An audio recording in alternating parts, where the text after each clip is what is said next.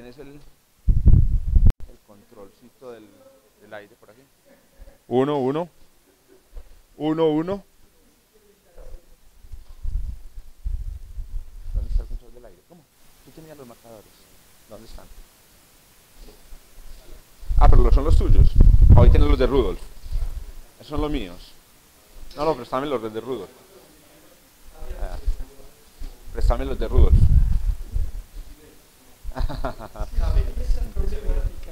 Sí, exacto. Problemática, yo te diría más como problemáticas.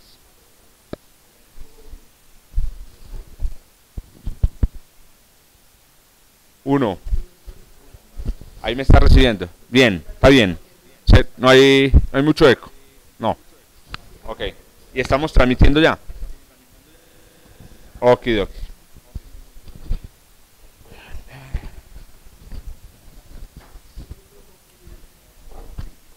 Bueno, entonces, ¿me da la señal, Rafa, para comenzar? Comenzamos. Bueno, muy buenos días. Y bueno, muchísimas gracias por atender la invitación, digamos, el día de hoy en uno de las series de clases del programa de instituciones hermanas entre la Universidad de Leiden y la Universidad de Antioquia. En esta serie de clases que tendremos hoy, el miércoles y el viernes, hemos invitado al doctor Walter Tangarife, que es doctor de la Universidad de Texas en Austin, donde trabajó en los últimos 4 años, 3 años, 6 años, en el grupo, digamos, el grupo del profesor Steven Weinberg, obviamente en tópicos teóricos, y quien ahora se está, digamos, moviendo para Tel Aviv a hacer, digamos, un postdoc allá en esta área. Él nos va a hablar durante esta serie de clases sobre mecánica cuántica de agujeros negros, especialmente en el tópico de paradojas de la información. Entonces, para nosotros es un placer. Además, Walter es compañero de aquí de la Universidad de Antioquia, entonces estamos muy contentos que esté por aquí ayudándonos con este evento. Una advertencia, Walter, el micrófono de mano no ha llegado. Está por ahí. Viene el taco, correcto. Entonces, les voy a pedir que si tienen una pregunta, de nuevo, por respeto a la audiencia que nos está siguiendo en la red, o que nos va a seguir, porque como estas clases quedan grabadas, eventualmente alguien las verá en el futuro. Entonces, por favor, no hagan preguntas, así sean muy cortas. Yo no sé si lo han visto, es muy extraño uno ver como el conferencista queda callado, o tú puedes repetir la pregunta, o si la pregunta es mucho más compleja, entonces, ¿qué pasa? Acercarte de donde la persona y ponerle el micrófono. Te agradezco. Bueno, entonces, ponerte aquí en el bolsillo. ¿Adentro completamente o así como un Walkman? Muy bien, correcto. Este no es muy cerca a la boca, pero también podría estar aquí. Ahí. Más alto, más alto. Ahí. Ahí, probando sonido. Sí. ¿Bien? ¿Está bien? Yo hablo un poquito duro de todas formas. Ok. Bueno, muchas gracias. Yo me gradué acá en el 2008. Sí, en el 2008 como físico, bajo la tutoría de los profesores de partículas, de Diego Restrepo específicamente. Y gracias, Jorge. Pero a Jorge lo conozco, yo creo que fue el primer físico con el que hablé en mi vida. Cuando yo empecé física, yo no tenía la menor idea de que era un físico. Yo simplemente empecé a estudiar eso porque alguien me había dicho que los físicos estudian cosas interesantes. Y yo era joven, sin experiencia, y pues tiré una moneda, cayó física y bueno, aquí estoy. Pero Jorge fue la primera persona, el primer físico con el que hablé en mi vida fue con Jorge.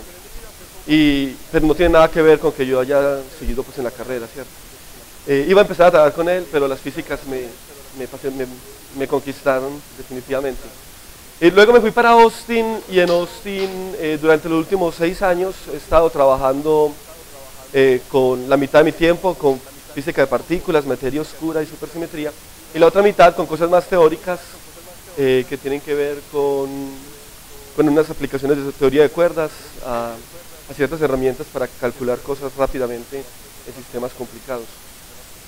Entonces, antes de empezar, hacer varias aclaraciones. Primero, yo hace más de 6 años no doy una clase en español, y uno se acostumbra a hablar de esto en inglés, entonces Yo voy a intentar no ponerme a meter machetazos por ahí, pero si se me da la palabra en inglés, ahí me perdonan el Spanglish. Y segundo, hace una semana hablaba con Jorge sobre uno que debería enseñar. Y él decía que uno debería enseñar cosas que uno no sabe, porque eso lo fuerza a uno a salirse del área de confort. Entonces, yo esto no sé, esta es la primera vez que enseño un curso de agujeros negros. Llevo varios años interesado en esto, pero vi esto como la oportunidad de poner junto un montón de cositas que he ido discutiendo por ahí con tintos durante los últimos años, y yo estoy aprendiendo también de esto, y a mí me parece muy interesante eso, uno aprender con los estudiantes. A mí me gusta, y yo insisto en que me hagan muchas preguntas. Si usted está escuchando una charla y no tiene ninguna pregunta es porque no está entendiendo. Entonces, por favor, hágame preguntas. Si no tenemos el micrófono, pues yo la repito para que la gente allá al otro lado nos escuche. Y cuarto, no se asusten, van a ver cosas que son muy simples, van a ver cosas no tan simples y van a ver cosas muy complicadas. La idea mía de dar estas charlas no es volverlos a ustedes expertos en agujeros negros y en información cuántica ni esas cosas. La idea mía al dar estas charlas es presentar un tema. Yo no me acuerdo que lo haya escuchado alguna vez sobre eso aquí en la Universidad de Antioquia hace 10 años, pero entonces presentar un tópico que uno no escucha mucho por acá, pero que ahorita es uno de los temas más calientes en el área de investigación de altas energías, especialmente en el área teórica. Entonces, simplemente como motivarlos para que vean esto de qué se trata, y entonces de pronto uno no sabe, alguno de ustedes decide irse por estas líneas un poco más formales, pero muy interesantes, y pues bueno. El año entrante vamos a celebrar 100 años de yo creo que es de las teorías más bonitas que la humanidad se puede imaginar, y es la relatividad general. Hace 100 años, cuando usted no había nacido, ni yo tampoco, el mundo estaba presenciando una revolución en la forma en la que nosotros nos acercábamos al mundo, impresionante. En 1905, Einstein le había dado por introducir la relatividad especial. Eso modificó las leyes de la mecánica clásica radicalmente, y al mismo tiempo estaban él y otros sujetos intentando explicar unos fenómenos a nivel microscópico, a nivel atómico. Bueno, cuando no sabían que era el átomo, pero cuando a nivel muy pequeño están intentando evitar ciertas catástrofes teóricas y experimentales. Y entonces este fue el nacimiento de la mecánica cuántica y la relatividad especial. Una cosa cuántica, una cosa clásica, en algún momento había que ponerlas juntas, y unos años después, en efecto, los físicos las pusieron juntas y surgió algo muy bonito llamado la mecánica cuántica relativista, y de ahí la teoría cuántica de campos. La teoría cuántica de campos es el lenguaje en el que con el que los físicos teóricos modelan el comportamiento de las partículas subatómicas. Y de ahí, estudiando las simetrías matemáticas de esas teorías, de alguna forma con los años se fue construyendo hasta ahorita el único modelo completo que tenemos que explica la mayor parte del comportamiento de las partículas subatómicas, que es el modelo estándar de partículas, que está incompleto, pero es lo mejor que tenemos, que hace 2 años se completó experimentalmente con el descubrimiento del bosón de Brout, Engler y Higgs. Entonces, con el modelo estándar se unifica, pues en cierta forma hay una teoría que modela tres interacciones que se han ido descubriendo sobre el tiempo, que es la interacción eléctrica, la interacción nuclear, la débil, que también la llaman, y una interacción entre quarks que se llama interacción muy fuerte, o fuerte. Entonces esto es muy bonito, ¿cierto? Pero resulta que hace casi 100 años, hace 99 años, Albert Einstein nos introdujo al mundo a una teoría general de la gravedad, lo que llaman la relatividad general.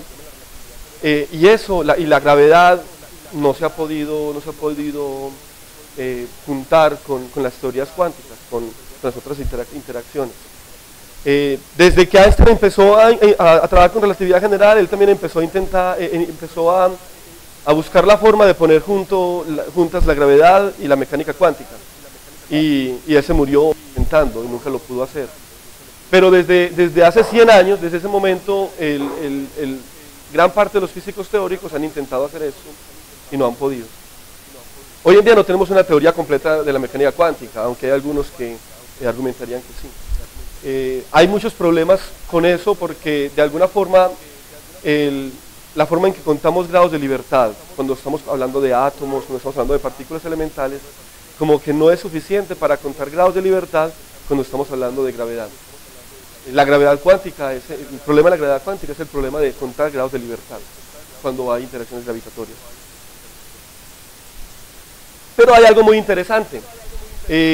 Dentro de la teoría de relatividad hay unos objetos extraños que hoy en día son el mejor laboratorio para hacer preguntas sobre gravedad cuántica, sobre el comportamiento cuántico de la materia, del espacio y del tiempo. Y es precisamente los agujeros negros. Agujeros negros, eso es una cosa que ha estado todo el tiempo en el lenguaje de la divulgación, es como el objeto favorito de gente que hable sobre cosmología, porque es una cosa muy extraña. Siempre lo describen como un monstruo que come todo y que no deja salir nada. Es que es una cosa cuya gravedad es tan fuerte que ni la luz puede salir de él. Y pues eso está bien. Básicamente los agujeros negros son un objeto cuya geometría es solución a las ecuaciones que la relatividad general produjo, llamadas hoy las ecuaciones de Hilbert-Einstein. Yo no sé muy bien en qué año fue Schwarzschild fue el señor que escribió esa solución. En qué año Schwarzschild escribió esa solución, pero llevan mucho rato en el área de la relatividad general. Eso es en el fondo. Pero empezó a ser un objeto increíblemente interesante para asuntos cuánticos en los 60s y en los 70s. En los 60s, muy a finales, Jacob Bekenstein empezó a hacer preguntas sobre qué pasaba cuando uno dejaba caer partículas a un agujero negro. Luego vamos a definir un agujero negro como tal. Por ahora es un objeto que tiene un horizonte y todo lo que pase por ese horizonte nunca puede salir, ni la luz, ni nada. Él empezó a preguntarse qué pasaba cuando yo dejaba caer cositas dentro del agujero negro. Y al final llegó a concluir que eso tenía propiedades termodinámicas. Y luego Hawking, que estaba muy preocupado por ese asunto, básicamente encontró que de hecho hay algo llamado radiación de Hawking, pero esto lo encontró cuando le dio por introducir mecánica cuántica dentro de los agujeros, junto a los agujeros negros. Y esto ya pasó en 1974. Entonces desde 74 hasta ahora ya son como 40 años. Los agujeros negros han sido el centro de atención para aquellos que quieran entender cómo la gravedad y la mecánica cuántica pueden tomarse de la mano. Obviamente, ahora, después de eso hubo muchas preguntas que llevaron a paradojas. Que la información se pierde, que no se pierde. Hawking, con cuánta persona que había en el mundo teórico, hizo apuestas sobre si se perdió o no. Y ya luego, por allá a principios de los 2000, por fin aceptó que había perdido la apuesta. Entonces se regalaron como que ay no, yo no puedo decir esto en televisión. Bueno, se dieron regalos y en algún momento pensaron que las paradojas se habían solucionado y estuvieron todos felices hasta que luego no, en 2007 empezó todo el mundo otra vez a preguntarse si las paradojas sí se habían solucionado de verdad. Y hace 2 años o 3 ya, yo creo, 2, otros físicos teóricos un poco ya más modernos se dieron cuenta que la paradoja realmente nunca se solucionó y ahorita estamos casi tan en las mismas que en 1980. Entonces, esto para mí es apasionante porque estamos en un momento en el que en cualquier instante alguien puede ver algo que nadie ha visto durante los últimos años y podemos tener un cambio en el paradigma de cómo entendemos la gravedad. Y por eso es que a mí me dio durante los últimos años por empezar a meterme con estos temas. Entonces, vamos a empezar. La primera clase, hoy, la primera sesión, Esta va a ser, eso tengo que advertirlo para que luego no se asusten. Hoy va a ser sencillo, ¿cierto? El miércoles va a ser más difícil, pero ya el viernes va a ser todo divertido y vamos a poner las cosas juntas. Hoy vamos a hablar de cosas clásicas, el miércoles vamos a hablar de cosas cuánticas y el viernes vamos a hablar de las dos. Entonces, hay una pregunta.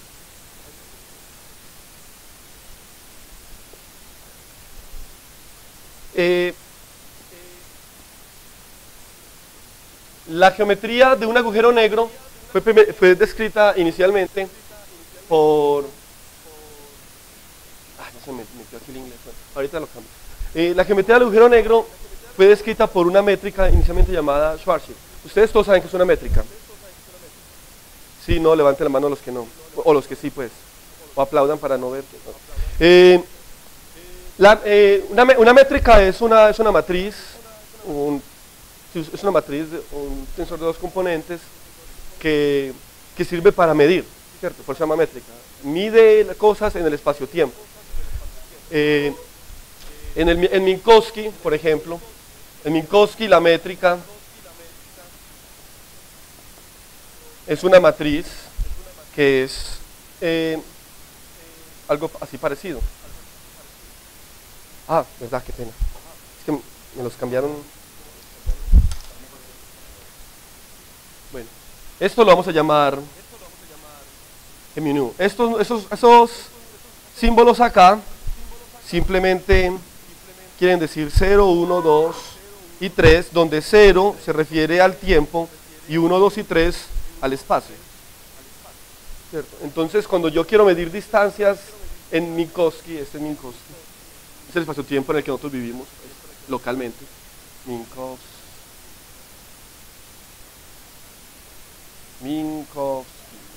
¿Ok? Es el espacio-tiempo en el que nosotros vivimos.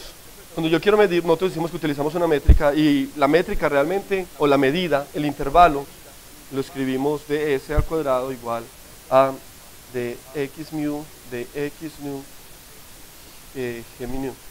Y aquí vamos a utilizar una convención que se llama la convención de Einstein, donde todo índice que usted vea repetido está sumando, ¿cierto? Entonces aquí básicamente es una suma sobre mu, sobre nu, desde 0 hasta 3, de eso todo contraído. Y esto básicamente entonces va a ser de t al cuadrado para 0, y luego menos de x1 al cuadrado, menos de x2 al cuadrado, menos de x3 al cuadrado. A eso me refiero por una métrica. Entonces cuando las cosas son... y una cosa que yo voy a hacer, una aclaración, yo voy a intentar siempre utilizar esta convención, donde el tiempo, el coeficiente de la componente temporal de la métrica es positivo y el resto negativo. Esa es la convención que utilizan los físicos de partículas. En el libro que yo recomendé en las referencias está la otra convención que es más comúnmente utilizada por los relativistas o los cosmólogos, y en algún momento de pronto a mí se me va y la cambio, pero si hago eso me gritan y yo cambio todo otra vez al revés. ¿Está claro esto? Bueno, entonces aquí nótese que esto no depende para nada de las coordenadas, y en efecto eso es lo que es el espacio plano. Uno no importa por dónde mide con qué trayectoria mida algo, debería ser siempre invariante porque es plano.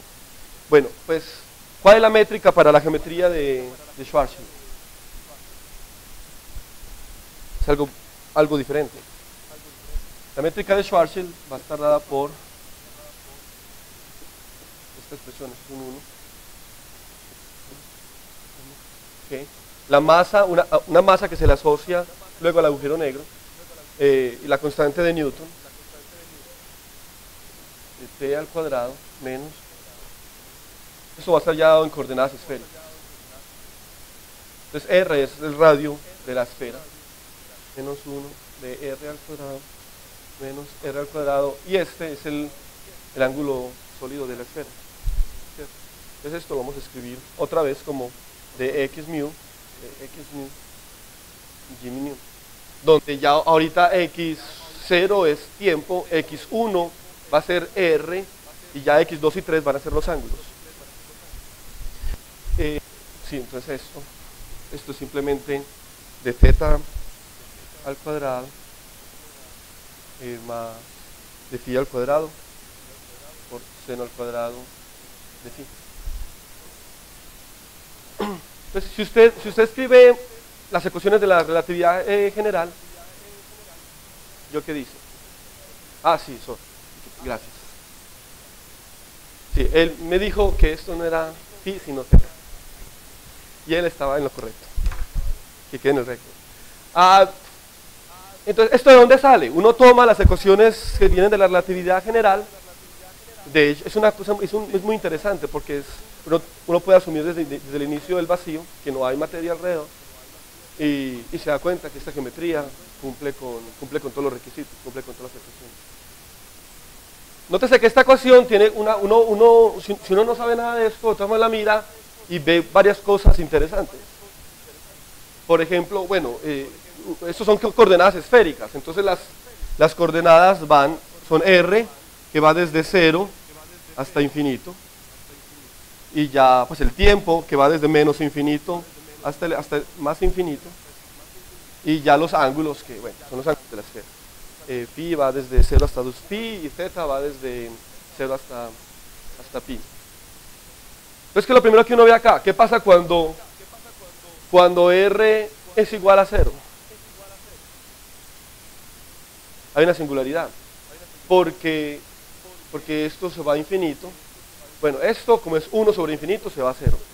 Y en efecto, cuando R se va a 0, la esfera, ese es el radio de la esfera, ¿cierto? La esfera se enchiquitece hasta que se desaparece. Entonces, por esta parte no nos tenemos que preocupar todavía. Pero nótese que aquí hay un problema, y es que como que el metro con el que medimos el tiempo se explota. Y eso no se ve en la naturaleza. Hay un teorema de relatividad general que dice que eso es imposible, que uno no puede encontrar singularidades por ahí. Esa es la primera característica. Ahorita vamos a volver a eso. Pero la segunda es que hay otro valor muy especial de R. ¿Cuál puede ser? ¿Cómo? Bueno, que R vaya a infinito. Ese es otro valor especial de R. Cuando R va a infinito, nótese que este término se vuelve 0. Este término se vuelve 0. Y entonces la métrica que tenemos vuelve a ser esta. Vamos a tener 1, menos 1, menos 1, menos 1. Entonces decimos que esta métrica asintóticamente, cuando R va a infinito, es plana. Porque uno recupera Minkowski. Bueno, ese es otro valor de R bien especial. Entonces tenemos que R va a 0. Hay una cosa que se llama la singularidad.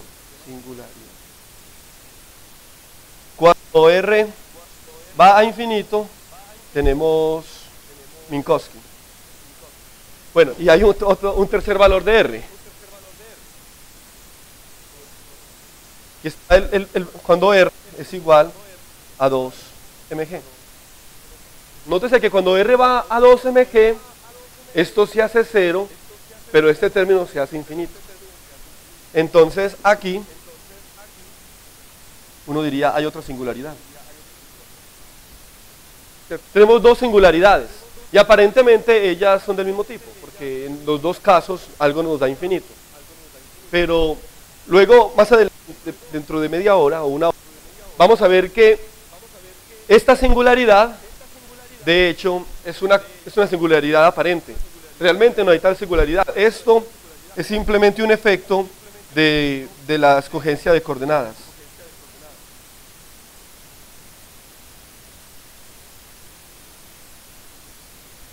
Esta no la podemos, no hay cambio de coordenadas que nos haga desaparecer esa singularidad. Entonces, esa es una singularidad de verdad. Pero esta no. El asunto, lo especial de esto es que el hecho de que haya algo muy específico acá, que lo vamos a llamar el horizonte luego, protege precisamente el problema que hay con la singularidad. Porque esa singularidad, de hecho, nunca la vamos a ver. Eso se llama una singularidad cubierta, creo. Entonces, tenemos tres valores Y este valor, lo que pase cerca de este valor, va a ser el área en el que vamos a vivir durante las siguientes charlas, el horizonte. Sí, señor.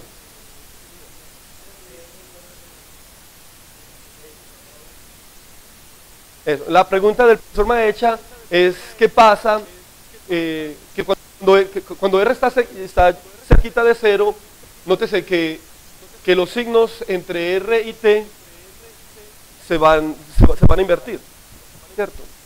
Y en efecto eso es lo que pasa.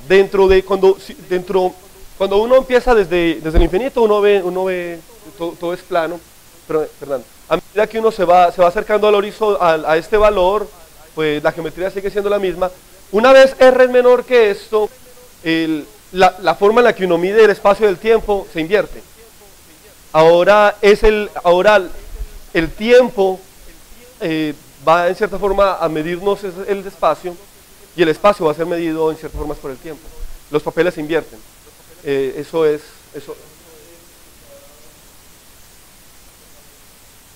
Un intervalo, porque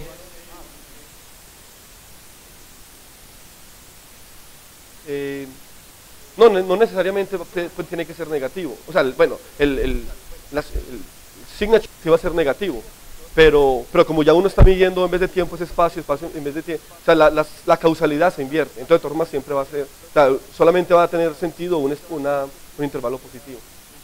Pero sí es cierto, los signos se invierten, pero entonces también la forma en la que uno mide, o sea, básicamente lo que sea time-like se vuelve space-like y viceversa. Entonces ahorita no vamos a hablar de que algo que esté causalmente relacionado es todo lo que sea time-like, sino lo que sea space-like. Bueno, otra pregunta. Listo. Entonces, antes de que se me olvide esto. Muy bien. Entonces tenemos el horizonte.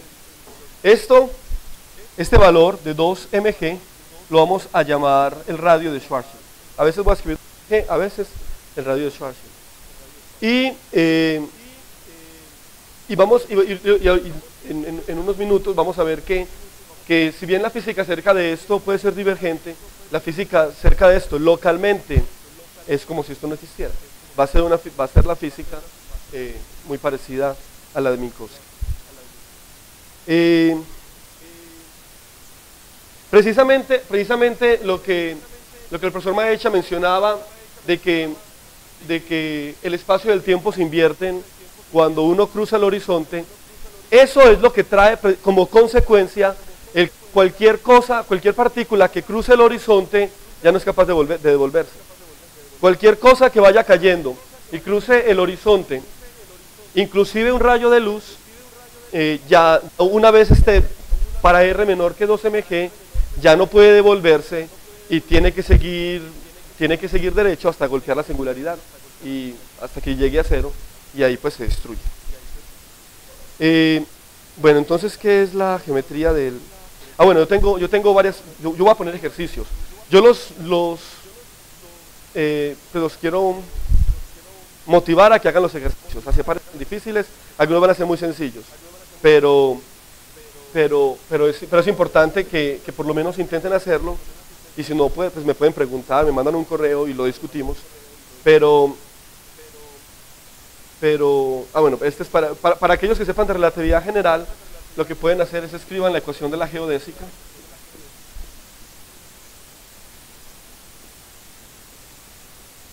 Y los que no saben relatividad general yo se las puedo dar luego, para esta geometría, pues para este geminio de Schwarzschild. Y para esa geometría, consideren un observador, una partícula que va cayendo libremente. Partícula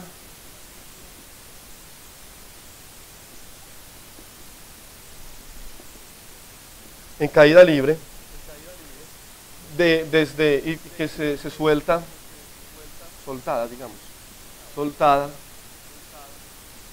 desde un valor R, ¿cierto? Desde R igual a R. Y demuestre que demostrar demuestre que toma un tiempo propio igual a infinito para llegar a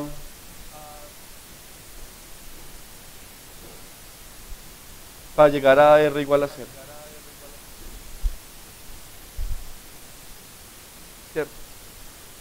Si uno escribe la ecuación de la geodésica, de una partícula que yo suelto desde R muy lejos y yo de alguna forma sé lo que está pasando en el reloj de esa persona, entonces yo suelto a Jorge desde R igual a R mayúscula y yo sé lo que está midiendo su reloj, yo de alguna forma voy a darme cuenta que le toma un tiempo finito para llegar a R igual a 0. O sea, en algún momento yo sé que después de, no sé, 10 horas, el reloj de Jorge se va a destruir y se destruye, ¿cierto? ¿Qué es el tiempo propio? El tiempo propio es lo que un observador mide con la partícula para la cual se define el tiempo propio. Ahora, eso por un lado.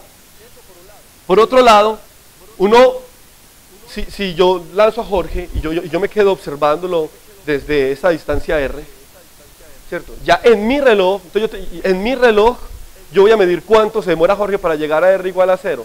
Pues primero, yo nunca voy a ver R igual a 0, sino que desde lo que yo estoy viendo, la geometría se acaba en R igual a 2 mg. Y segundo, en mi reloj, con lo que yo estoy midiendo, yo voy a ver que Jorge realmente nunca cruza este punto. Entonces, el tiempo de Schwarzschild, que va a ser el tiempo de alguien que se queda aquí, en R igual a muy largo, a muy grande, va a ser infinito. Esto es lo contrario. Esto es un tiempo que no es infinito, y este va a ser infinito. ¿Ok? Entonces, eso se puede hacer escribiendo de la geodésica y uno resuelve para el delta t. Es como resolver el delta t para la caída libre de un objeto en física 1. Excepto que aquí es una ecuación un poquito más complicada, pero es eso. Muy bien. Ahora, en cualquier geometría donde existan esas características que hay un valor específico, más allá del cual uno no tiene ninguna información de lo que pasa, esas geometrías se llaman geometrías con horizontes. Y más específicamente, en esas geometrías, después del horizonte, no hay nada que le pueda llegar a uno. Entonces, si alguien tiene un celular desde allá adentro, no lo puede llamar a uno. Si lanza un rayo de luz, uno nunca lo va a ver, porque nunca va a salir el rayo de luz. Entonces, no hay nada, no hay ningún evento que pueda ocurrir más allá de este valor, por un valor menor, o más allá de esta esfera, adentro de esa esfera, no hay ningún evento que pueda ocurrir en esa región que me pueda tocar, que me pueda afectar, del cual yo pueda recibir información. Siempre que una geometría tiene una superficie de ese tipo, siempre que una geometría tiene un horizonte de ese tipo, más allá del cual nada me puede afectar, más allá del cual yo no puedo recibir ninguna información de los eventos, se llama precisamente, esa geometría se dice que tiene un horizonte de eventos. Porque demarca la frontera en el espacio-tiempo de los eventos de los que yo puedo recibir información. Entonces, el radio de Schwarzschild, uno lo llama el horizonte de eventos, agujero negro. Ahora, estos agujeros negros que están descritos por esta geometría no son propiamente los agujeros negros que uno ve en el centro de la galaxia, o que ven, pues, que los astrónomos han indirectamente medido. Esto es una geometría, entre comillas, ideal, ¿cierto? Pero vamos a ver que nos va a servir para estudiar las propiedades de estos horizontes, que sí son los mismos de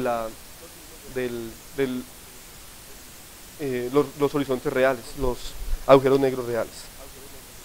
¿Alguna pregunta sobre la geometría de Schwarzschild?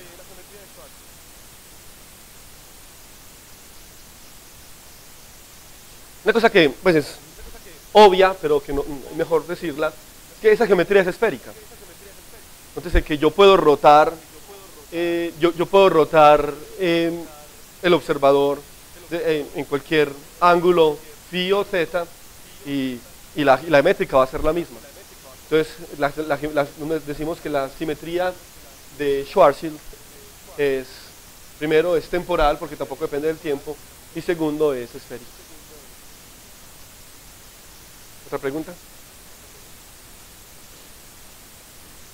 Entonces ahora llevémonos a un observador cerquita de este valor. Entonces, tenemos que hacer un cambio de coordenadas.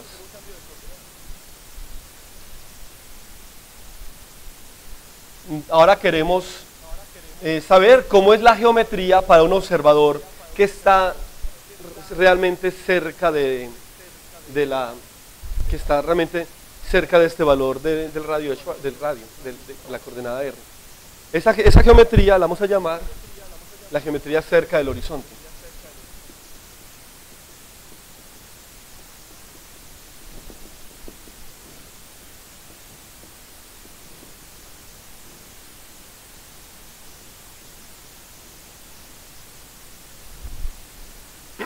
Obviamente, cualquier observador que quiera ver esta geometría tiene que tener unos motores. Entonces, si usted simplemente está muy lejos en R, ¿cierto? Y usted se deja ir, usted lo que va a hacer es, siguiendo lo que llaman la geodésica, que es la solución a la ecuación a las ecuaciones de Einstein para una partícula que va cayendo, siguiendo la geometría, siguiendo la ecuación de la geodésica, el observador básicamente va a caer. Eso es lo que uno hace cuando uno suelta algo cerca de la Tierra, ¿cierto? O sea, uno sigue la geometría. Ese observador que va cayendo, se puede demostrar que para ese observador, por el principio de equivalencia, ese observador va a ver el espacio-tiempo plano, no va a haber nada, no va a sentir la curvatura, excepto cuando golpea la singularidad, ahí sí se muere. Pero el principio de equivalencia dice que cualquier observador que vaya en caída libre va siguiendo la geodésica, es un observador inercial y por tanto debe ver el espacio-tiempo plano, debe ver Minkowski, lo mismo que uno ve si no hubiera materia alrededor completamente. Ese es el ejemplito del ascensor, ¿cierto? Si usted le corta las cuerdas a un ascensor, usted está flotando en el espacio, ¿cierto? O sea, como si no hubiera materia alrededor. Es básicamente lo que usted está haciendo, está en caída libre, está siguiendo la trayectoria que el espacio-tiempo pone para usted naturalmente, y eso es básicamente como estar en ausencia de cualquier distorsión de la geometría. Eso es el principio de equivalencia. Ahí está, en un minuto. Entonces, ese observador simplemente va a caer, va a pasar por el horizonte, no va a haber nada, y hasta que algo que se llaman tidal forces lo quiebren ya cerca de la singularidad y lo maten. Pero si alguien tiene unos coheticos con los cuales se pueda estar en contra de la caída libre, ¿cierto? Entonces pueda estar orbitando cerca de esta distancia. Ese observador obviamente está en contra de la geodésica, ¿cierto? Está cambiando la trayectoria natural. Ese observador lo vamos a llamar observador acelerado, porque se está acelerando, ¿cierto? Nosotros en cierta forma estamos acelerados acá porque no estamos cayendo libremente, y por eso es que sentimos la gravedad. Si no estuviéramos acelerados, no sentiríamos la gravedad, estaríamos cayendo libremente, pensaríamos que estamos por allá flotando en el espacio, en el medio de la nada. Entonces, esta geometría va a ser la geometría de un observador acelerado cerca del valor de R igual a R a 2mg. Si no he hecho la aclaración, aquí vamos a utilizar, yo creo que la puse por ahí en la página del curso, vamos a utilizar las unidades naturales, que son unidades en las que la velocidad de luz es igual a 1 y la constante de Planck barra sobre 2pi es igual también a 1. Y en algún momento también voy a hacer G igual a 1 también. Es más fácil medir cosas así. Y cuando hablemos de medir energía, vamos a medirlo en algo llamado gigaelectronvoltio. La conversión también está en la página del curso. Entonces vamos a definir aquí la mejor coordenada para estudiar esta geometría. Va a ser, ya que estamos cerquita de esto, va a ser la distancia a 2mg, a R de Schwarzschild. Entonces vamos a definir como nuestra coordenada radial, para medir distancias en la dirección radial, el tiempo, la distancia propia. Pero para uno medir distancias, o sea, en mi es muy fácil, uno simplemente toma X, ¿cierto? O delta de R. Pero acá, no. Aquí uno tiene que tener en cuenta que dependiendo de dónde esté uno, la distancia se mide de una forma diferente, que eso es la métrica. Con eso se miden distancias. Entonces vamos a definir la distancia propia.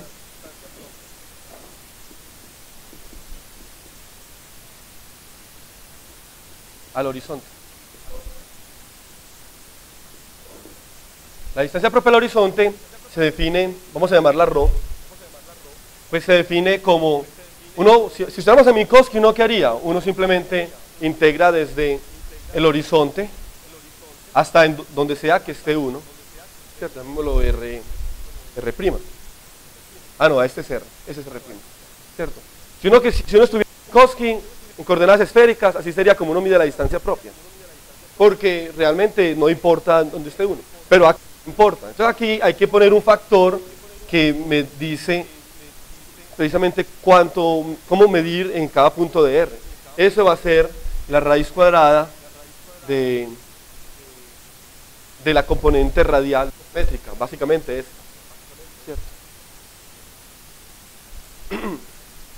Entonces, si uno hace esta integral, eso de hecho le da exactamente raíz cuadrada de R menos 2mg más 2mg, el seno hiperbólico inverso de la raíz cuadrada de R sobre 2mg menos 1, ¿cierto?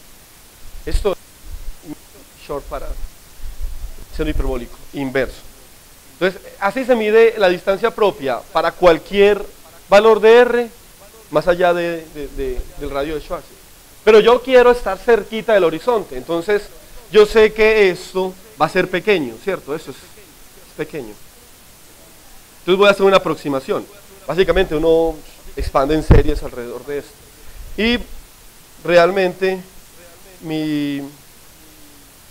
ya no la tengo acá. Bueno, uno expande en eso y ya puedo escribir con esta nueva definición de coordenadas, uno invierte para R y se devuelve acá, ¿cierto?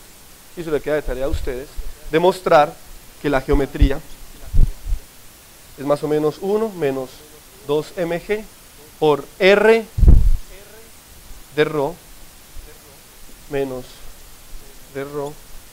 R de ρ al cuadrado.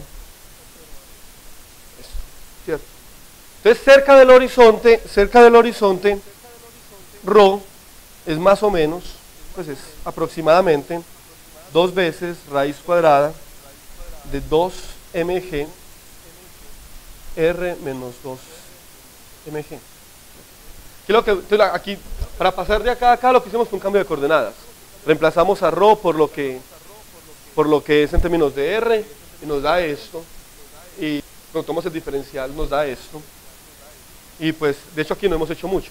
Ahora sí vamos a hacer el reemplazo. Vamos a invertir esto en términos de ρ, reemplazarlo acá y simplificar. Entonces la geometría cerca del horizonte va a estar dada por, vamos a llamarlo near horizon, va a estar dada por ρ al cuadrado por dt sobre 4mg al cuadrado menos de ρ al cuadrado menos r al cuadrado de ρ por la esfera. ¿Okay? Y esto vamos a llamar omega a dt dividido por 4mg. Entonces nótese que yo puedo escribir esto como ρ al cuadrado de omega al cuadrado menos de ρ al cuadrado menos r al cuadrado de ρ de omega al cuadrado. ¿Ok? Pero ustedes, si ustedes simplemente toman estas dos primeras, esta primera parte de la métrica, se olvidan de la esfera, olvidémonos de la esfera por hoy, o probablemente por el resto de las charlas, y veamos simplemente la estructura entre el tiempo y la distancia, y la coordenada radial. ¿Esto a qué se les parece, muchachos?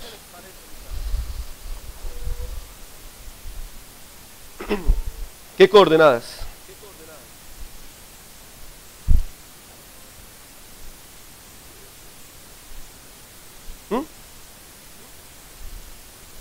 ¿En dónde han visto ustedes que se mida? Pues bueno, hablemos pues de esto. ¿Esto qué se les parece? No. Las coordenadas esféricas, ¿cierto? Coordenadas polares, ¿cierto? Entonces esto aquí básicamente lo que me va a describir es un plano donde el tiempo se mide como si fuera un ángulo, ¿cierto? Y qué tan lejos esté yo del centro me va a dar la coordenada radial, que eso es más común. Excepto que nótese que aquí hay un signo menos. Entonces en vez de tener como coordenadas polares, donde yo tengo que para el radio constante es un círculo, lo que yo aquí como tengo un menos, en vez de tener círculos, voy a tener hipérbolas. Entonces son como coordenadas polares hiperbólicas. Ahora, esto también uno puede hacer una aproximación del ángulo pequeño.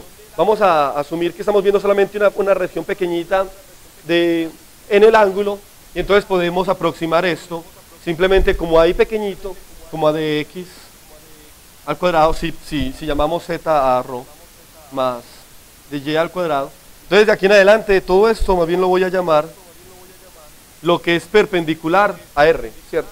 Ese planito que yo veo perpendicular a r, lo voy a llamar de x al cuadrado, para no escribir todo eso. ¿Alguna pregunta hasta el momento?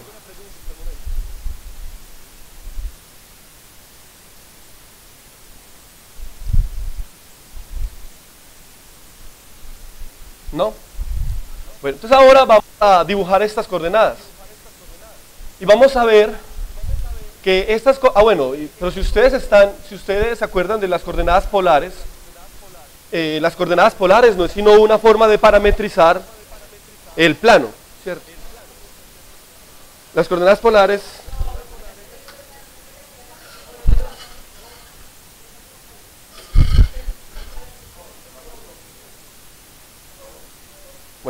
no es sino una forma de parametrizar las coordenadas, el plano. No tiene el plano x y y, o si fuera por ejemplo en el espacio euclidiano tiempo y r, y uno les quedan coordenadas polares, le quedaría r al cuadrado de t al cuadrado más de r al cuadrado.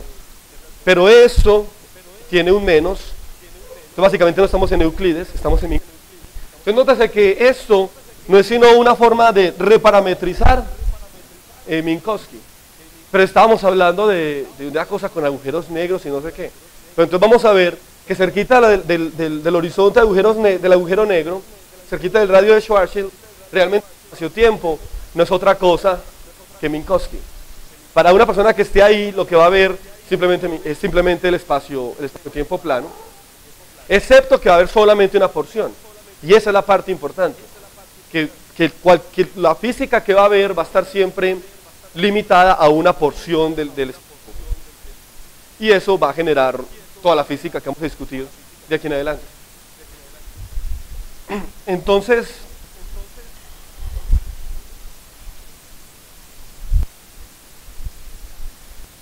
uno podría escribir una transformación de coordenadas.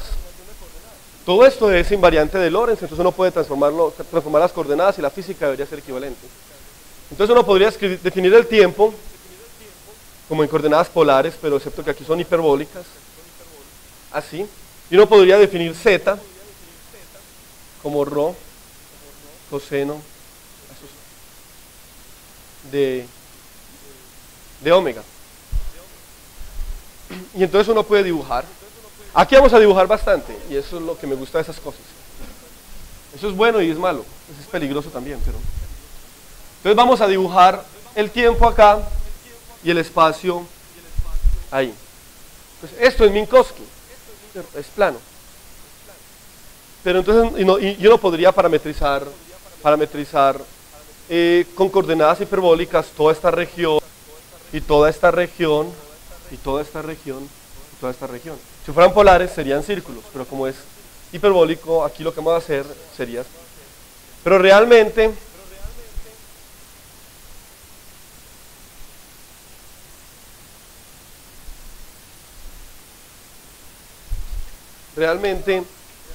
estas coordenadas, esta métrica que está acá, se va a limitar a esta región. Entonces en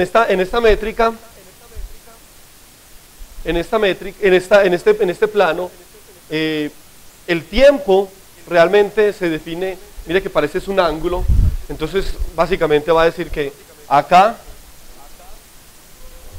el tiempo es igual a omega igual a 0, esto va a ser omega igual a una constante, aquí sobre esta línea va a ser omega igual a otra constante,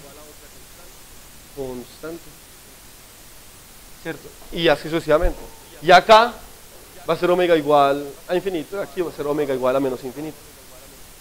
Y los radios, los valores de ρ son hipérbolas. Toda esta hipérbola denota ρ igual a una constante, esta es ρ igual a otra constante. Y sobre esta constante que va casi sobre la línea azul va a ser ρ igual a 0. Entonces ρ igual a 0 está dada por la línea azul. ¿Y qué quedaba en ρ igual a 0? El horizonte, ¿cierto? Entonces el horizonte de eventos para ese señor va a haber un horizonte, porque su espacio-tiempo, a pesar de que se retira del horizonte del espacio-tiempo, es plano, o sea, no hay nada especial ahí, localmente es plano, para un acelerador que va cayendo, para un señor que está acelerado, ahí permaneciendo siempre junto al horizonte, el espacio-tiempo no es plano, el espacio-tiempo va a tener un horizonte y él no va a poder ver nada de eso. Entonces que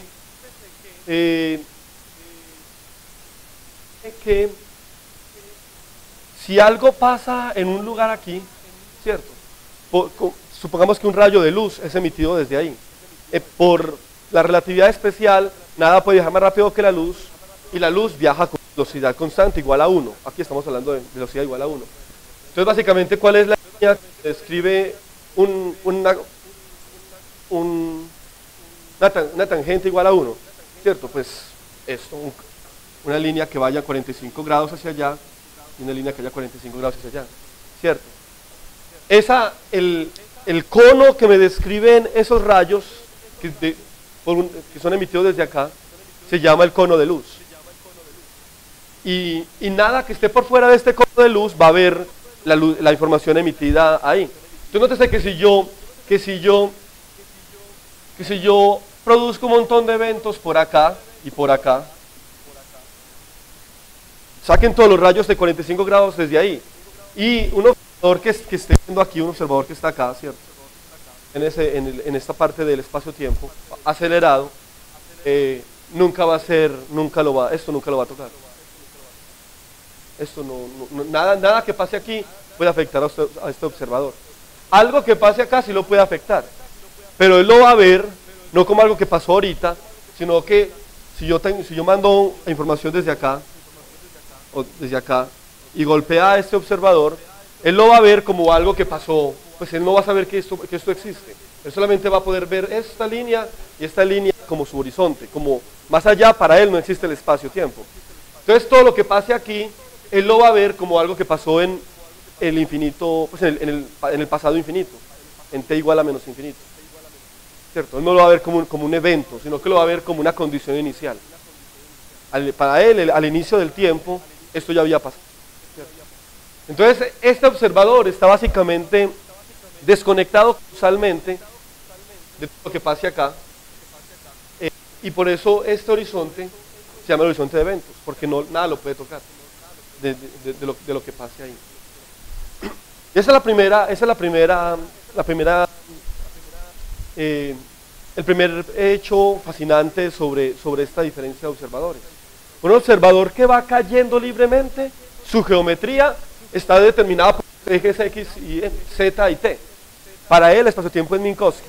Y ese observador sí puede ser afectado por cualquier cosa que pase por aquí, ¿cierto?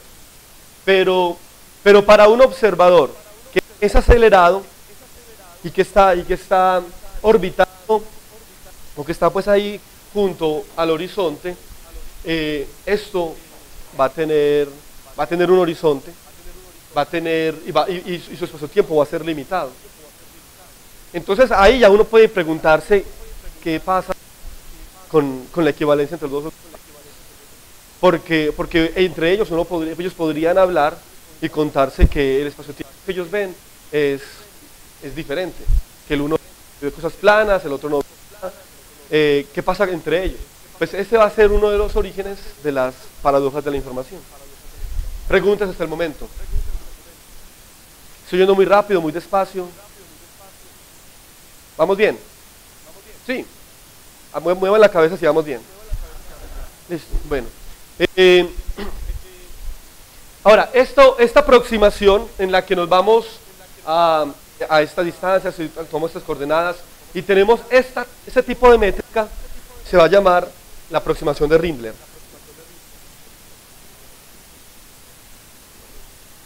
Estas coordenadas se llaman coordenadas de Rindler. Muchas veces, simplemente por salir más rápido, voy a llamar a omega el tiempo de Rindler. Y a t lo voy a llamar el tiempo de Schwarzschild. T minúscula. Y a t mayúscula lo voy a llamar el tiempo de Minkowski.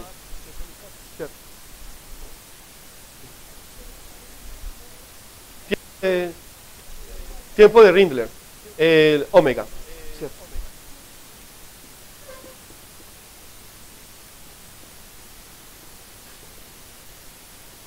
¿Cierto? Y t, como viene de la métrica que teníamos en Schwarzschild, se va a llamar el tiempo de Schwarzschild. Este es el tiempo de Schwarzschild. ¿Ok? Ah, sí, qué pena. Gracias, Federico. Sí, la pregunta de ella es ¿qué voy a llamar? Tiempo de Rindler y la respuesta es omega. Y el comentario de Federico, otra vez, Federico me está regañando mucho hoy, es que no era dt sino t, pues en efecto, sí, es el tiempo, no el diferencial. Muy bien.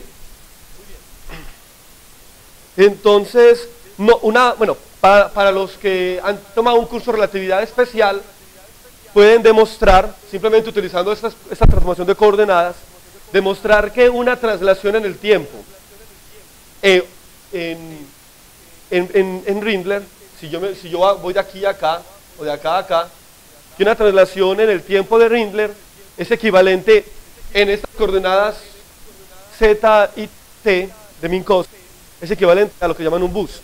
Es una transformación de Lorentz que no implica rotaciones. Eso básicamente se puede demostrar desde la definición de un boost, pero eso lo pueden hacer perfectamente. Listo. Hay otro sistema de coordenadas que es muy importante que se llama el sistema de pero que es muy parecido a este, pero eso lo vamos a ver si nos da tiempo, si no, a principios de la siguiente clase. Pregunta que ya vamos a utilizar otros tópicos, otro tópico un poco. Sí. Sí. En la relatividad especial dice que la luz viaja a una velocidad finita, ¿cierto? No importa usted a qué velocidad esté moviendo, si usted prende una linterna, los rayos de luz van a seguir volando por 10 a la 8 metros por segundo, ¿cierto? Sí, qué pena. Es difícil. La pregunta de él es que puedo repetir lo que dije sobre el cono de luz, sobre cómo defino eso. Entonces el cono de luz es básicamente el cono que la luz describe, ¿cierto? Y uno cómo sabe qué tipo de cono la luz describe. Viendo que la velocidad de la luz es constante, 3 por 10 a la 8 metros por segundo, pero en unidades naturales, que son las que vamos a utilizar acá, porque son las más naturales, vamos a llamarla 1, ¿cierto? La velocidad es 1 y es adimensional, ¿cierto? La velocidad de luz es igual a 1. Entonces, claro, en Minkowski, pues la velocidad de luz es dz por dt, ¿cierto? Dividido por dt, ¿cierto? Y si es igual a 1, pues necesitamos algo que tenga una tangente, slope, pendiente, tangente, igual a 1, ¿cierto? Y entonces es un rayo. Entonces la luz va a viajar describiendo un rayo de 45 grados. Pero puede viajar hacia allá o hacia allá, ¿cierto? Y el tiempo es positivo, no puede viajar hacia atrás. Entonces la luz, un rayo de luz que sea emitido de aquí, puede tomar dos trayectorias, uno hacia allá y uno hacia allá. Entonces ese cono, obviamente, pero recuerden que esto es simplemente un plano dos-dimensional, pero está también en las otras direcciones. Entonces básicamente la luz está describiendo un cono cuyo ángulo respecto a la horizontal es de 45, bueno, respecto a la vertical, no importa, es de 45 grados. Es el cono de luz. Y solamente las cosas que estén dentro del cono de luz pueden ver la información. Si yo mando una señal de radio, solamente los observadores que estén dentro del cono de luz pueden recibir la información. Porque si alguien estuviera, por ejemplo, acá, si vos mandas una información de aquí, ¿cierto? Mandas tu contraseña, que uno no debería hacerlo, pero, y alguien está acá, esa persona nunca la va a recibir. Porque para que llegue aquí, la luz tendría que viajar más rápido, porque nótese que la pendiente de z de t sería mucho más grande que 1. Pero nada puede viajar con una pendiente más rápido que mayor a 1, ¿cierto? Mayor a 1 en este plano, ¿cierto? Si uno lo estuviera viendo así, sería menor que 1. Eso responde a tu pregunta. Eso define el cono de luz. Y básicamente, por eso en física decimos que el cono de luz define la región que está causalmente conectada con el origen, ¿cierto? Nada que esté por fuera de eso puede estar causalmente conectado. Y la relatividad especial, bueno, la general, la relatividad, uno de los principios es que todo tiene que ser causal. Si no es causal, estamos en la olla. ¿Listo? Otra pregunta.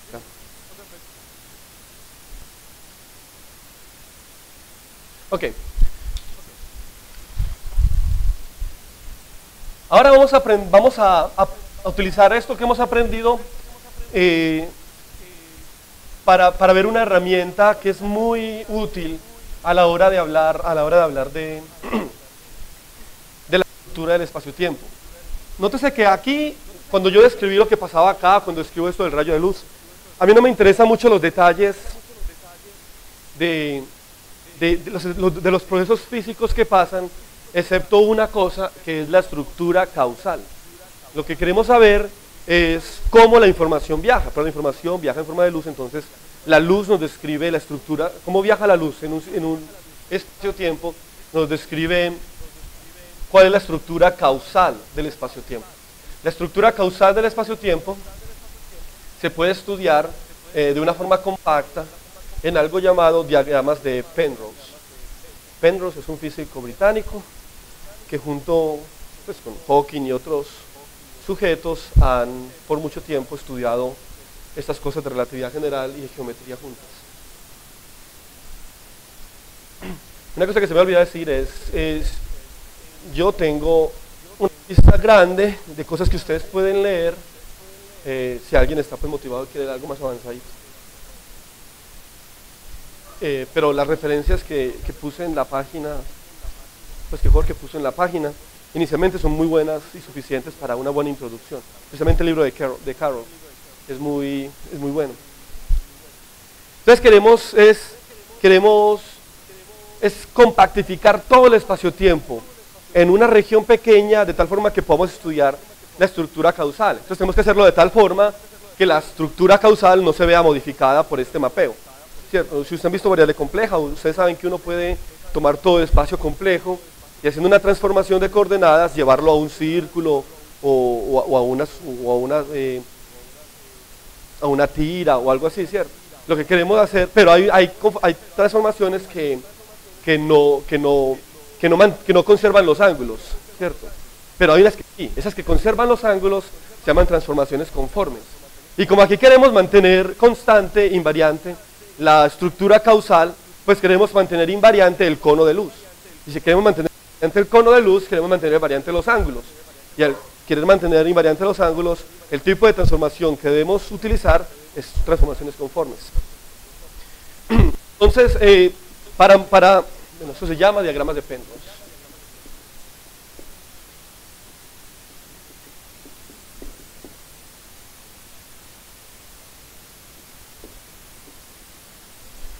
Entonces, podemos empezar con Minkowski como para utilizarlo como ejemplo y definir lo que es un diagrama de Penrose. Entonces, ¿qué es Minkowski? Minkowski, que es el espacio-tiempo en el que nosotros vivimos localmente, es este, ¿cierto? Los ángulos, la esfera, nos podemos olvidar de ella porque al fin y al cabo la luz viaja lo mismo en cualquier dirección, entonces nos podemos olvidar de ella. Entonces podemos estudiar la estructura causal de Minkowski solamente estudiando eso. Entonces nótese que aquí el tiempo va desde menos infinito hasta infinito. Y R va desde 0 hasta infinito. Incluido. Entonces si queremos, lo que nosotros queremos, bueno, y uno puede dibujar Minkowski, ¿cierto? Minkowski, ese es el tiempo. ¿Yo cómo lo llamé? Bueno, sí, llamémoslo T y R. ¿Cierto? Todo ese plano que ustedes ven ahí, bueno, aquí R de hecho. Todo ese plano que ustedes ven ahí es Minkowski. Ahora, uno puede definir una transformación de coordenadas, tal que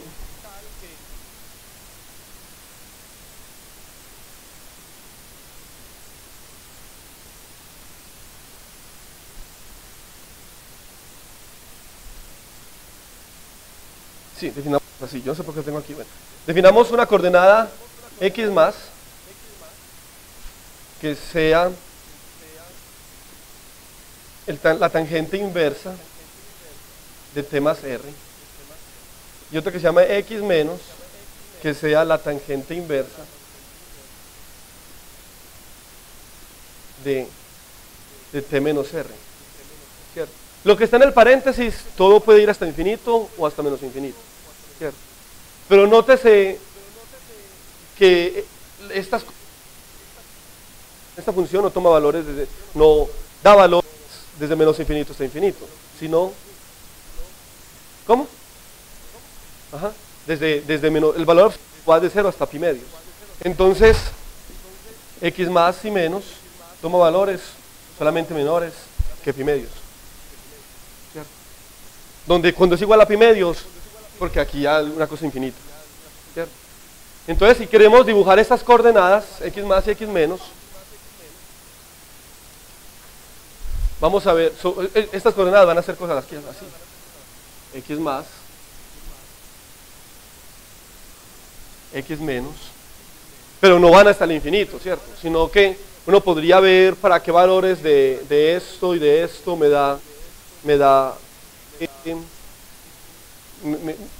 para qué valores llego a esto y a esto. Y lo que voy a ver es que el espacio de Minkowski va a estar descrito solamente por esta región, ¿cierto? Entonces voy a borrar el resto.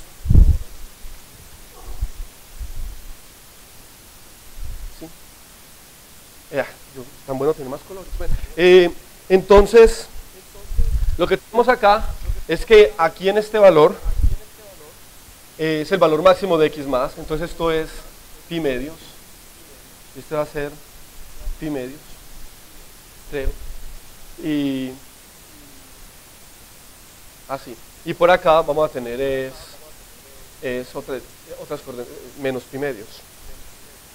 Entonces uno puede dibujar, aquí los tengo, perdón, esta línea acá, de hecho esto va hacia el otro lado,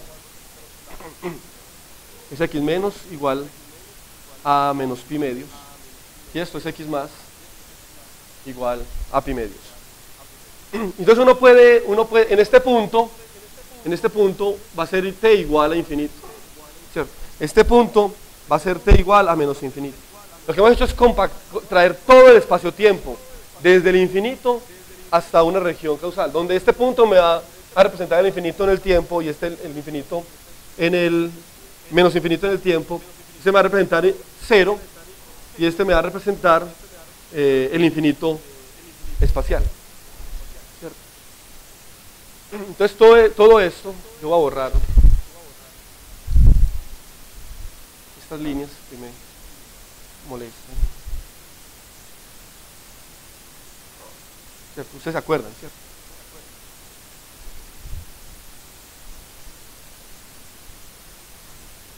Entonces, para todo el espacio plano que ustedes ven, lo hemos compactificado en esta región.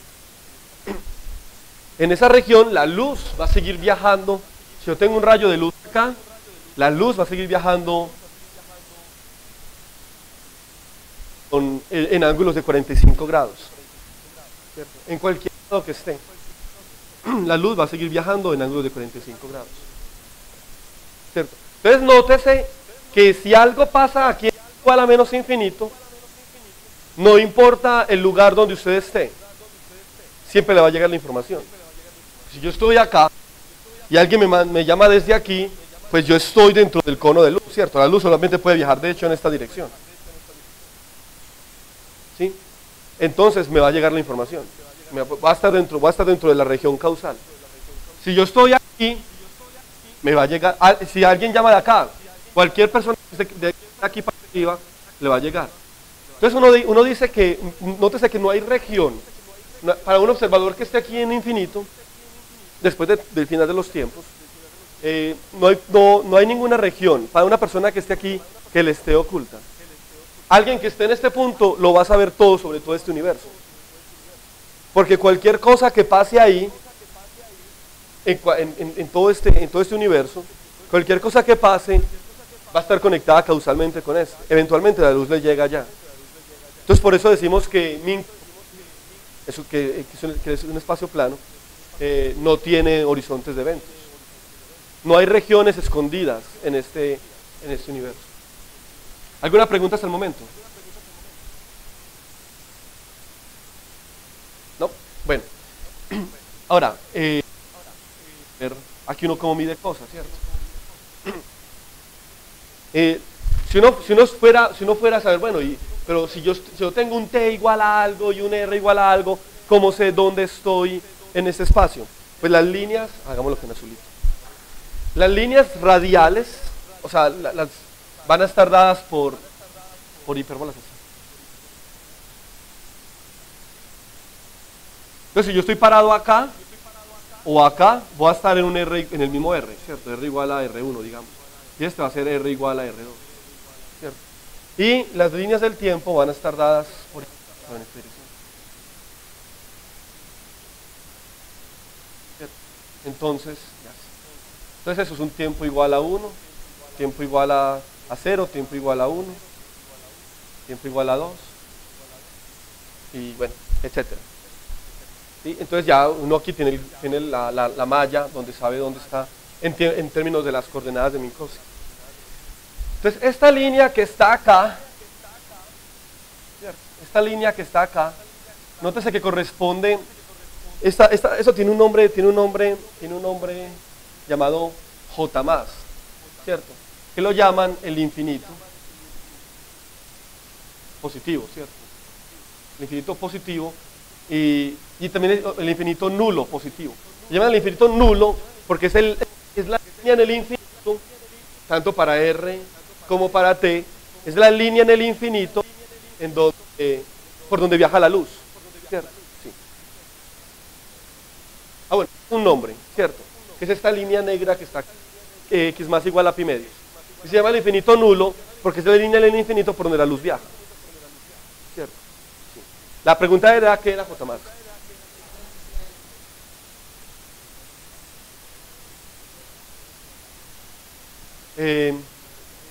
La pregunta de él es ¿por qué Minkowski está limitado por estas dos líneas? Está limitado por esta transformación, porque todo el espacio Minkowski hicimos una transformación que mantuviera los ángulos, como podemos ver los mantiene, pero entonces, o sea, de valor cualquiera de R y de T, así sea infinito, 2 veces infinito, lo que sea, y siempre te va a dar algo que en estas coordenadas x más y x menos, eso es x menos, no va a estar más allá de acá ni más allá de acá. Es para la transformación misma que hemos hecho. Transformaciones conformes normalmente hacen eso, te traen todo el espacio-tiempo y te lo compactifican en una región. Y normalmente los ángulos van a estar dados o por ángulos rectos, pues estas esquinas, ángulos rectos o ángulos de 45 grados. ¿Sí? ¿Otra pregunta? Entonces es una cuestión de cambio de transformación de coordenadas. ¿Por qué así? Porque mantiene la estructura de cómo viaja la luz, que es lo que nos importa, para ver cómo es la estructura causal. ¿Sí? ¿Por qué nos interesa la estructura causal? Porque luego vamos a ver que los problemas que hay con la información tienen que ver con que o se viola la mecánica cuántica, que todavía no hemos hablado de eso, o se viola la causalidad, que sí tiene que ver con esto. Bueno, entonces el infinito nulo, y este es positivo, y esta línea negra de acá, es el infinito nulo negativo. ¿cierto? Otro infinito nulo, pero negativo, que es la línea en el pasado, en el infinito pasado, con R también igual a infinito, que la luz debía seguir. Entonces, que la luz siempre sigue trayectorias de 45 grados. ¿Cierto? ¿Por qué? Porque viaja con una velocidad igual a 1. ¿Preguntas? Mis notas. Bueno, entonces yo tengo un ejercicio para ustedes. Y este sí es, y este es para todo el mundo lo debe hacer. Este ejercicio es, supongamos que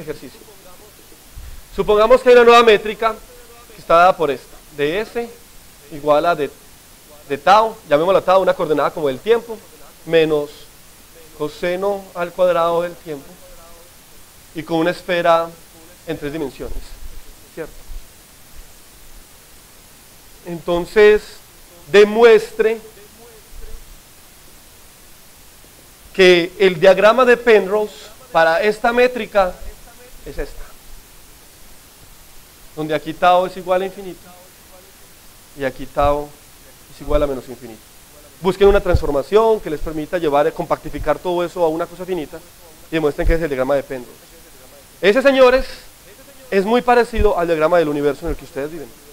Es un universo que está acelerando, que supuestamente es casi de Sitter, casi porque tuvo un origen, pero entonces la parte superior es el universo de ustedes. Y esa es la primera parte. Y lo segundo es muestre, bueno, que yo solo puedo decir ya porque, muestre que existen horizontes de eventos.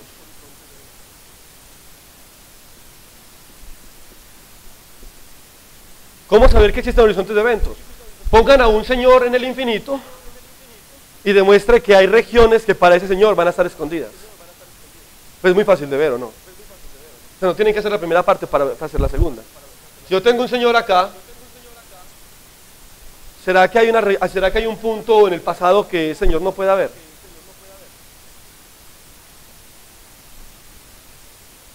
Entonces tomen un rayo de luz desde acá, tomen todos los rayos de luz que le pueden llegar a ese señor y van a ver que hay regiones en el espacio-tiempo de los cuales ningún rayo de luz puede llegar a ese señor. Un ejemplo, si yo tengo un evento aquí, el rayo de luz viaja en 45 grados, no hay forma de que llegue a allá.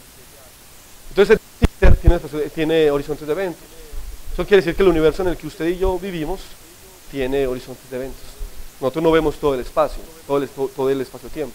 Entonces vemos algo que está demarcado por un horizonte. Lo llamamos horizonte aparente por otras razones, pero es un horizonte de eventos, casi un horizonte de eventos. Muy bien. ¿Alguna pregunta? Entonces, esto es lo que es un diagrama de Penrose. Es un diagrama donde por medio de una transformación conforme que mantenga constante el cono de luz, se compactifica. Se pone todo el espacio-tiempo en una región finita, de tal forma que podemos estudiar su estructura causal. ¿Tienes una pregunta? Bien. Ahora, a nosotros, bueno, sí, esto es muy bonito y todo, pero nos importa es hablar de agujeros negros. Entonces vamos a utilizar alguna transformación de coordenadas que nos permita llevar toda esa geometría que vimos de Schwarzschild a un diagrama conforme, a un diagrama de Penrose, y de tal forma que podamos estudiar cuál es la estructura de ese.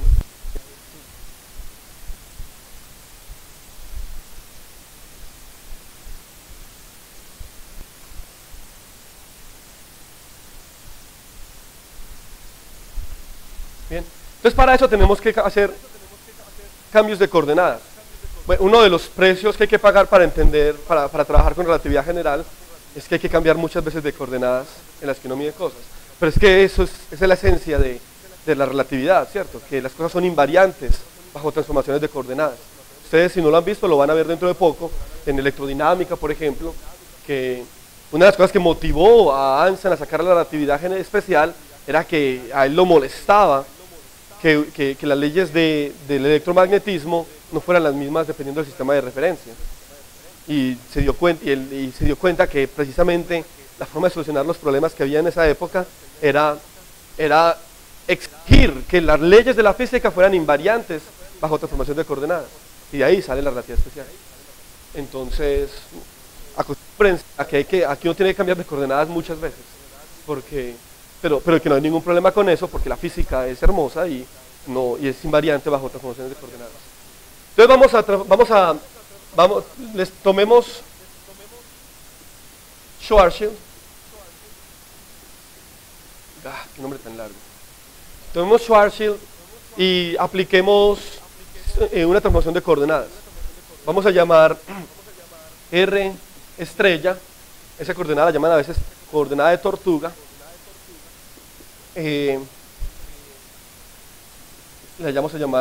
Vamos a aplicar esa coordenada, R menos R de Schwarzschild, ¿cierto? Una transformación que es posible. Y bueno, y el resto la dejamos igual, ¿cierto? Ahora, esa es la primera transformación.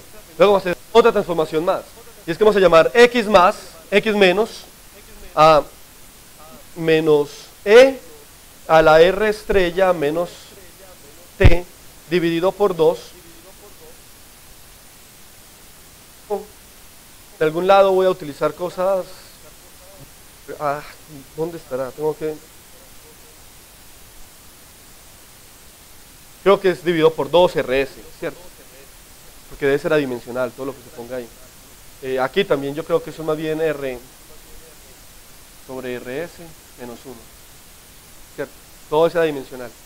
Y X más, vamos a llamarlo E a la R estrella más T sobre 2. También por RS ahí. Bueno, pongámoslo ya. Es que no estoy muy seguro de dónde es que va, pero creo que tiene que ir ahí, pues. Listo.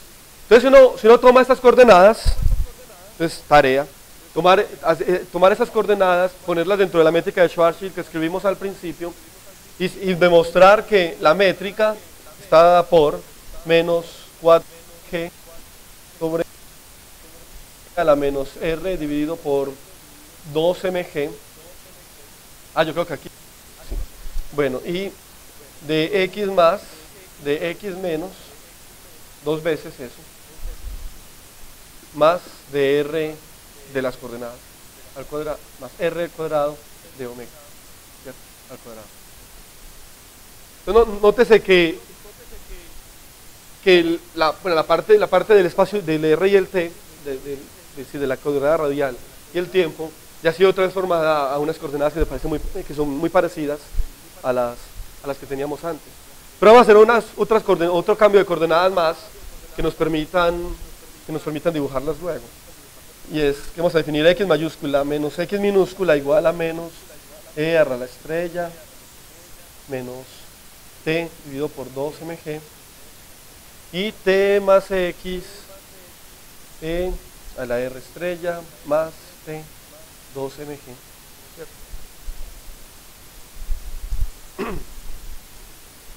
Y entonces ya, cuando queremos dibujar esas coordenadas, lo que uno obtiene es lo siguiente.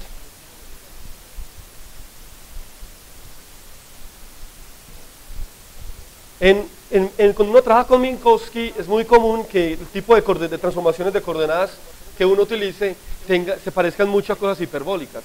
Nótese que esto más esto, pues si uno fuera a reescribir esto, le va a parecer algo como hiperbólico porque tiene exponenciales de cosas reales, ¿cierto? Entonces va a ser como coseno o seno hiperbólico, dependiendo. Eso va a ser muy común. Y nótese que las trayectorias que hemos visto aquí, la mayoría lucen como hipérbolas. Pues en efecto, si dibujamos T mayúscula y X mayúscula, hay una línea, ¿cierto? Esta línea va a ser T menos X igual a 0. Y hay otra línea, es lo contrario, ¿cierto? T más X igual a 0. Entonces, si queremos dibujar la estructura de Minkowski en esas coordenadas, pues uno puede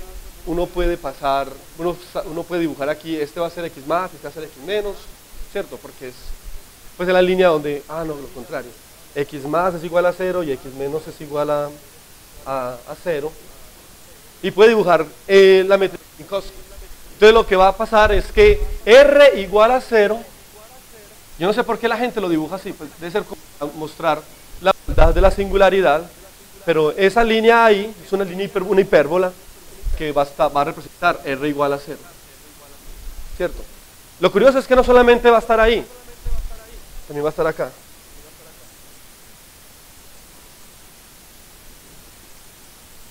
¿Sí? Entonces las singularidades de la métrica de Minkowski en este cambio de coordenadas van a estar allá y acá. ¿Cierto? Y por otro lado, las trayectorias de R constante, no es mucha sorpresa, que están dadas por una hipérbola. Esto es un R constante. ¿Cierto? Y un tiempo constante van a estar dadas por un rayo. ¿Cierto? Entonces tiempo igual a 0, tiempo constante, bla, bla, bla. Y lo mismo para esto. ¿Cierto? Pero también van a estar aquí.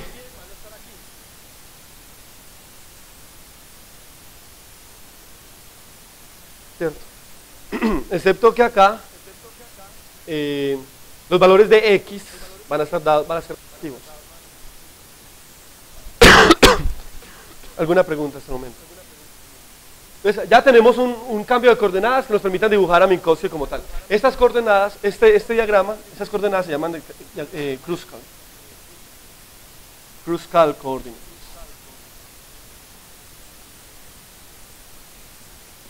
¿Sí? Pero aquí vea que el espacio-tiempo va hasta el infinito, pues eso sigue para allá hasta el infinito. Entonces ahorita lo que queremos hacer es traer el infinito a una región finita, ¿cierto? Entonces queremos hacer una transformación de coordenadas que nos haga eso. Y ahorita vimos que arco tangente sirve, pues es muy útil para eso, porque como sabemos que va entre menos pi medios y pi medios, entonces es muy fácil, todo lo que le metamos ahí, por grande que sea, nos va a dar algo más pequeño, pues en ese intervalo, entre menos pi medios y pi medios. Entonces hagamos un cambio más de coordenadas, x', t', definámoslo como arco tangente de x más t, ¿cierto? Y x' menos t', definámoslo como arco tangente de t menos x, ¿cierto? Entonces lo que va a hacer es que va a traer la x del infinito a una cosa finita y la t del infinito a una cosa finita. Entonces se acuerdan que ahorita cuando hicimos eso, ¿cuál era ya la frontera del espacio-tiempo? Si esto iba hasta el infinito, acá la frontera ya iba a ser ¿qué? Como una cuña, ¿cierto? Iba a ser una cosa así. Pues acá va a tener lo mismo entonces.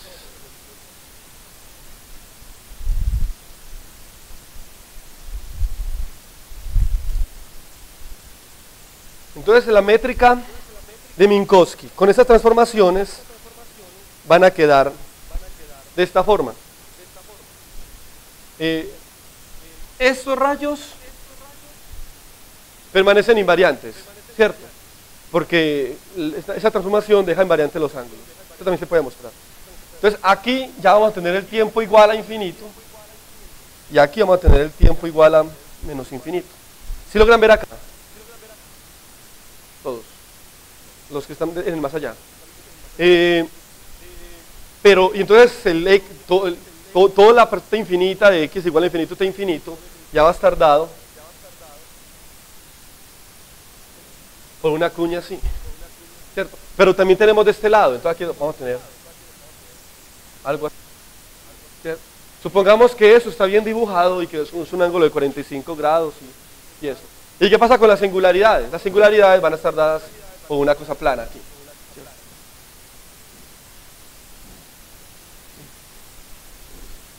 Es muy feo, pero inicialmente debería haber quedado bonito. Entonces tenemos que el espacio-tiempo, ya todo está dividido en varios lugares. Entonces esta es la singularidad que hay en t igual a infinito y r igual a 0. Esta es la singularidad que hay en t igual a menos infinito y r igual a 0. Aquí tenemos el espacio que hay por fuera de r, pues por fuera del radio de Schwarzschild. Otra vez, aquí tenemos que las cosas, el tiempo se mide en estas líneas, son tiempos, ¿cierto? Ese es tiempo igual a 0. Tenemos que los radios constantes se miden sobre estas líneas. Entonces esto es R igual a una constante. Eso es el tiempo igual a una constante. ¿Sí? Entonces un observador que esté afuera un observador de Schwarzschild, eso es un observador que esté por fuera del agujero negro, lejos del horizonte, va a ver esta estructura del espacio-tiempo. Pues, que es muy interesante porque, nótese que tenemos cuántas regiones, tenemos una, ¿cómo las numero aquí yo para luego no? 2, 3, bueno, y 4. Nótese que cualquier persona que esté acá va a estar desconectada de lo que pase aquí. Obviamente esperamos que tener un horizonte de eventos. Y tome cualquier rayo de luz de acá y nada le va a llegar aquí. Entonces, esto es el interior del agujero negro. Esto aquí va a ser lo va a ver como en el que pasó en el infinito, otra vez. Entonces no es que lo vea como un evento, sino que va a ser como una condición inicial. Entonces ese señor va a vivir acá y va a ver un horizonte que está completamente determinado por estas líneas. Lo interesante es que un señor que viva a este lado también va a ver un horizonte, ¿cierto? Y lo más interesante es que ese señor y ese señor están conectados causalmente. No hay forma de que Paola, que vive aquí, llame a Juan, que vive acá, porque la señal va a entrar al agujero negro o se va a ir al infinito y nunca va a llegar acá. La pregunta es si uno definiera un sistema con estados en las dos regiones y de alguna forma los preparara que estuvieran conectados causalmente, ¿qué pasa con la información ahí? Eso lo vamos a ver en la siguiente clase, espero, sí, en la siguiente clase. Pero por ahora lo interesante es ver esta estructura. Nótese que tenemos como ese señor ve un agujero negro, ese señor está en otro universo y también ve el agujero negro. Y ustedes han escuchado hablar de gente que se pone a veces con mucha ciencia ficción, de que qué pasa si uno viaja a través de un agujero negro, que sale ¿a dónde? A otro universo, ¿cierto? Eso pues, no. Pero lo que sí es cierto es que este punto acá, que podría conectar, aunque causalmente, esta región con esta región, esa transición que no se puede, es una ¿cómo lo llaman? Impasable, no se puede pasar. Este punto acá se llama un agujero de gusano, lo llaman, ¿cierto? O un túnel de Einstein Russell. Un EPR, pues. Bueno, ¿cierto? Entonces, eso lo van a llamar, sí, lo van a utilizar luego en teoría de la información con agujeros negros para estudiar qué pasa si alguien se va a través de un agujero de gusano. Bueno, ¿qué más tengo que decir para esta? ¿Alguna pregunta sobre esta geometría? Antes de terminar. ¿No? ¿No hay? Bueno, entonces muy rápidamente, aunque esto lo retomamos en la siguiente clase, vamos a hablar de agujeros negros reales. Obviamente, mire que en este agujero negro ha existido desde siempre. Cuando el tiempo era igual a menos infinito, ya había un horizonte acá, y ha estado ahí.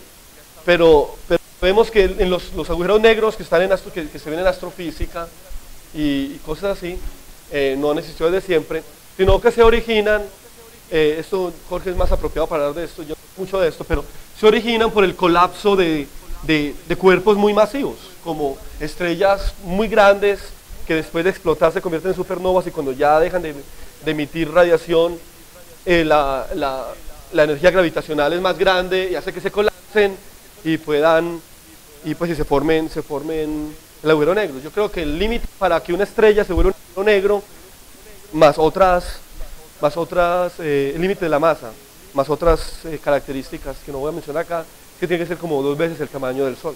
El Sol nunca se va a convertir en agujero negro, pero una estrella más grande sí podría. Entonces, pues inicialmente uno decía, bueno, tenemos Minkowski, ¿cierto? En el origen del tiempo tenemos Minkowski, sí, ya. Y materia, que está desde por acá, está colapsando. La materia tiene que caer de forma más lenta que la luz, ¿cierto? Tiene que viajar. Entonces la materia está colapsando, ¿cierto? Y en algún momento ya el cuerpo gravitacional hace que la métrica se deforme y genera algo parecido a Schwarzschild, Esto lo que genera ya es un horizonte, ¿cierto? Que ya se va, supongamos que el agujero negro existe por siempre, entonces la materia colapsa hasta que se genera un horizonte de eventos, que está aquí, entonces Minkowski, ya no es Minkowski, sino que era Minkowski primero, pero ya en este punto, cuando el agujero negro se formó, ya sí hay un horizonte.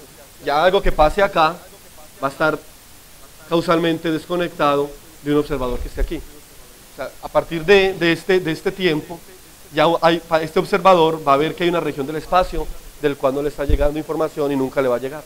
Él puede ya llegar al infinito y en el infinito nunca, de todas formas nunca va a ver lo que pasó ahí. Esta es la geometría de un agujero negro real. ¿Sí? Pero si tomamos solamente la parte en la que consideramos ya el agujero negro, obviamente localmente esa geometría va a ser la misma que localmente la geometría de un horizonte en el agujero negro de Schwarzschild. Entonces luego más adelante pues vamos a limitarnos a estudiar este caso, pero sabiendo siempre que un agujero negro real es esto, e inclusive luego vamos a ver que ese agujero negro podría desaparecer. Entonces tenemos que modificar esta geometría, porque cuando lleguemos al infinito no tenemos por qué tener agujero negro, tenemos que volver a tener Minkowski, en caso de que se pueda, pues, ¿cierto? En la siguiente clase vamos a empezar asignándole propiedades termodinámicas a esta criatura. Le vamos a asignar una entropía y una temperatura. Vamos a hacer un cálculo específico que Hawking hizo cuando tenía la edad de ustedes, no estaba más viejo, con el que encontró la temperatura del agujero negro. Muchas gracias.